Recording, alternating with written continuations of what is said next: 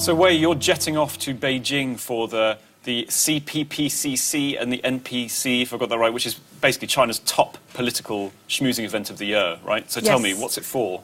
Anyone who matters in China will be going. It's government officials and businessmen too. So what are they going to do, though? What's on their minds this year? They will be talking about the government budget, which they will approve as no surprise. Also, there will be a southern proposal flying out. Everyone just want to have a say on their industry. Got it. So this is where you get movie directors and, retailers all going and saying, this is what I want for the year. And the real estate tycoons as well. The real estate tycoons, of course, can't forget the real estate tycoons. So give me three things that are going to be on the table this year. What are the main Local government issues? debt, something that we probably wouldn't hear so much. And second will be stock market reforms. There are already lots of proposals on like how we do IPOs and delistings. And the third will be financing, bank reforms, and how to provide more money to the SMEs. So basically reform, but also fixing the local government's flabby balance sheets. But what about GDP? Because what I want to know, and what a lot of people I think want to know, is how fast is China going to grow this year? And I think Premier Wen Jiabao is going to tell us this on Monday, right? Or That's an easy number to focus on. That's what the sell-side economists have been focusing on. But in my opinion, this number doesn't really matter that much.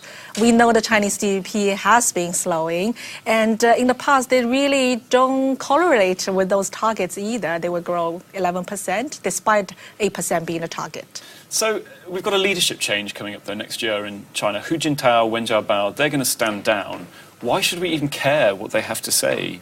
I think the lame ducks are even more interesting to watch than before. I've been to the events a couple of times, and I really like seeing the ministers, especially the retiring ones or the retired ones, bumping heads against each other. Do you think they're more open when they know they've only got a few months left in the job? Absolutely. So we'll see the poker face start to slip, the mask will come off. Yes, that would be really interesting to watch. Something that not every investors will be able to go and see. But for me, it's quite a humbling experience to see that in China, decision making has stopped being one god or a few person at the top. Right, it's so really becoming more like a democracy. But let me ask, China has a lot of big problems right now. There's a property bubble going on. You said the local governments are heavily indebted and trade is starting to slow. The economy may be 7.5%. It may be much lower GDP growth this year.